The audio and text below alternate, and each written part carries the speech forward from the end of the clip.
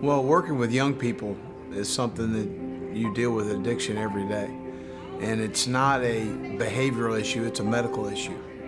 And in order to change habits and behaviors, you must educate and you gotta support. And that's what a lot of people don't understand. And that's really, to me, what the Courage Center is doing, is educating and supporting young people going through a very difficult time in their life. Well, you know, when I think about drug abuse and drug addiction, it really rips at the very fabric of our community.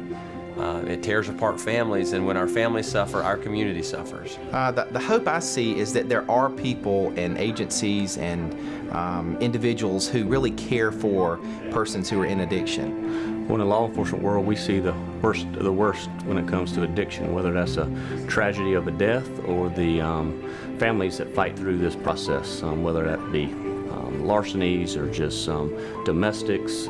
Addiction is like dropping a rock in the water. The ripples go far and wide. When kids come, sometimes they're coming from families that are struggling with addiction in many forms, and then they're struggling with addiction in many forms. And so we're now scrambling to find the resources to support these families. Well, I'm very heartened that the entire country is talking about opioid abuse, drug abuse, and other forms of addiction. I believe that we're seeing a groundswell of support in this area, and it's long overdue. Well, it's a situation that, you know, when you think about it, you almost feel like everybody's affected, that you come across, whether it's immediate family or your distant relatives, your friends, it affects us all.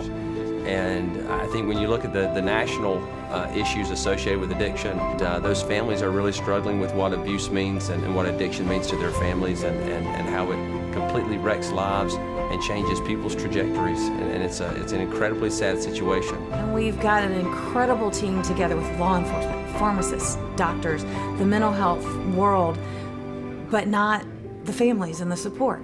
Because from a societal perspective, it's always been a shameful thing or a quiet thing, or the family will handle it. And the Courage Center is so amazing because until you recognize there's a problem, you can't fix it.